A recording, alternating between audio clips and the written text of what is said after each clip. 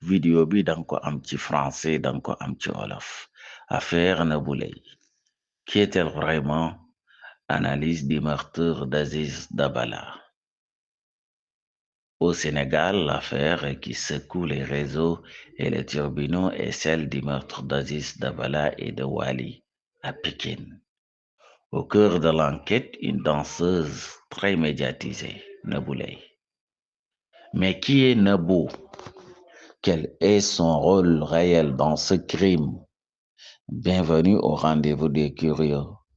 Aujourd'hui, on décortique cette affaire point par point.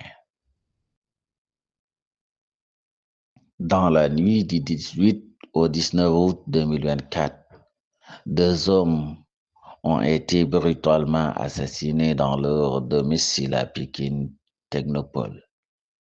Abdul Aziz Ba, connu sous le nom d'Aziz Dabala, artiste et danseur. Wali, un jeune homme présent avec lui ce soir-là. L'affaire a immédiatement choqué le public sénégalais. L'enquête a été confiée à la division des investigations criminelles. Très vite, plusieurs éléments techniques ont permis d'identifier des suspects présents sur les lieux.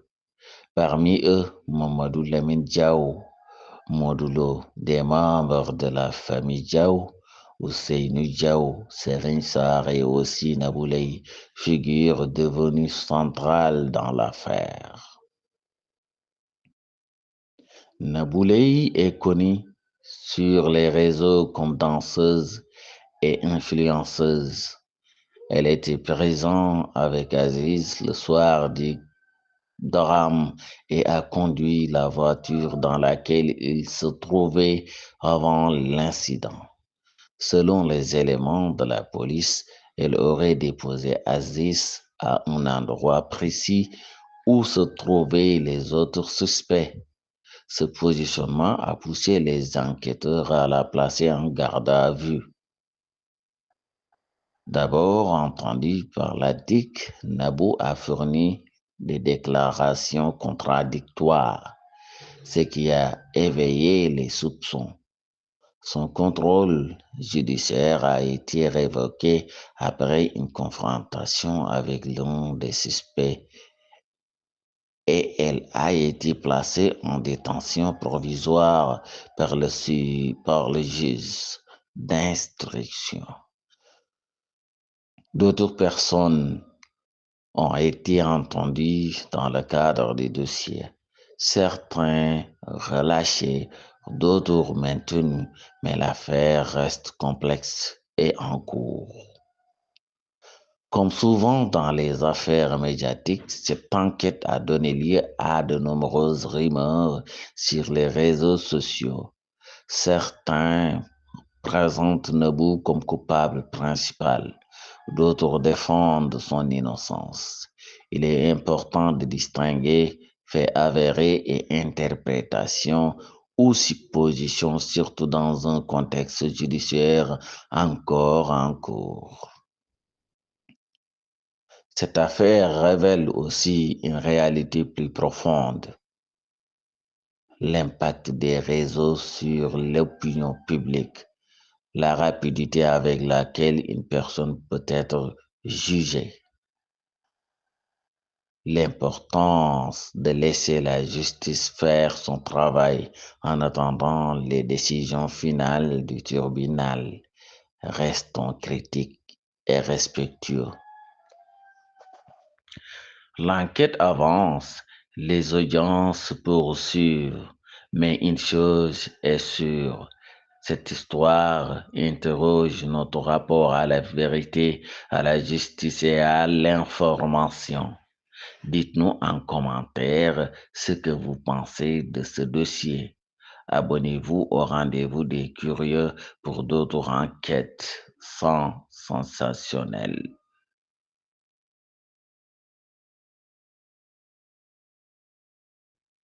Steq ci mbiru Nabou Leye waaye kan mooy Nabou Leye ca dëgg-dëgg. Ci réewum Sénégal mbiru Aziz Dabala te turam dëgg-dëggal di Abdul Aziz Ba ak Wali nekkoon xale su góor su daan ànd ak moom moo ngi wéy di lëmbe réew mi rawatina réseaux sociaux yi.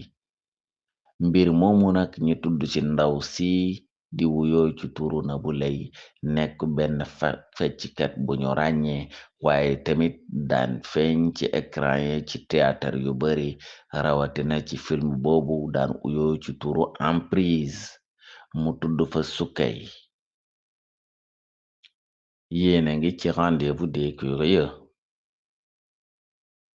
ci guddik fukki fan ak juróom ñett jàpp fukki fan ak juróom ñeent ci atum 2024 ñaari nit ñi faat seen bakkan ci anam gu yéeme ñoom ñooñu kenn ki manguy uyoo ci turu Abdul Aziz Ba ñi gën ko xam ci Aziz Dabala ak xale su góor su daan ànd ak moom ñi koy ooye Wali.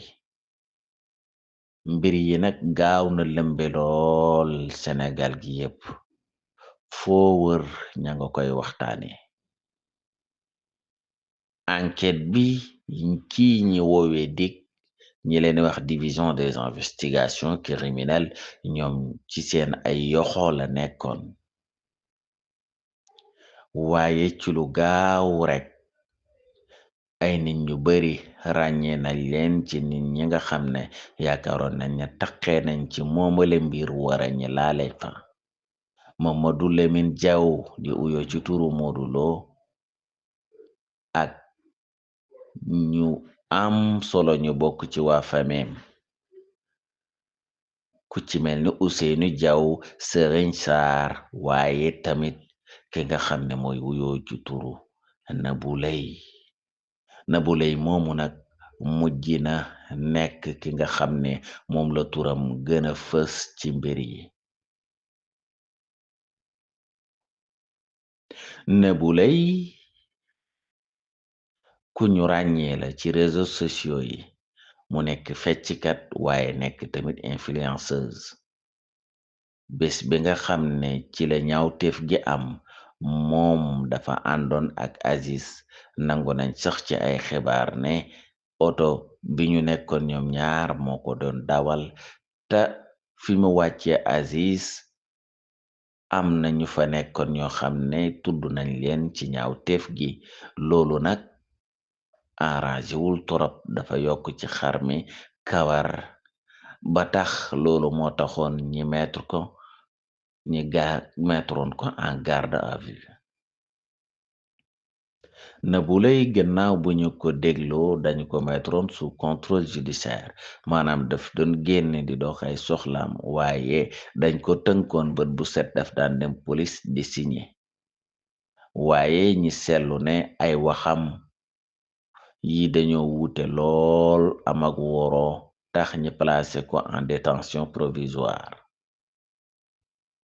Am na yeneeni nit yoo xam ne déglu nañu leen ñenn ñi ñoo ngi leen jàpp ñeneen ñi bàyyi nañu leen. Comme nag niñ ko xamee ak sénégalais yi ak média bi ak réseaux sociaux yi affaire yi mujj na lëmbe réew mi ñenn ñi jàpp ne Nabou deful laalewul ci mbir yi jegewul ñeneen ñi jàpp ne lu jig njaaga mooma yàlla rekk xam waaye lu am solo ñu war ci bàyyi xel mooy baña jaawale dëgg ak li nga xam ne dañ ko yaakaar rekk wala ñu foog ko. Affaire bi jàngat bi ci nit ñi mëna am tamit mooy réseaux sociaux yi nu mu gaawee ci tasaare information waaye tamit boo siwee lu taqal say der yomb na lool waaye ñu bàyyi xel ne mbir mi moo ngi ci loxol yoon ñi baña jiitu yoon ci lëggéeyam ndax paaka kenn du ko jiitu ci mbaram.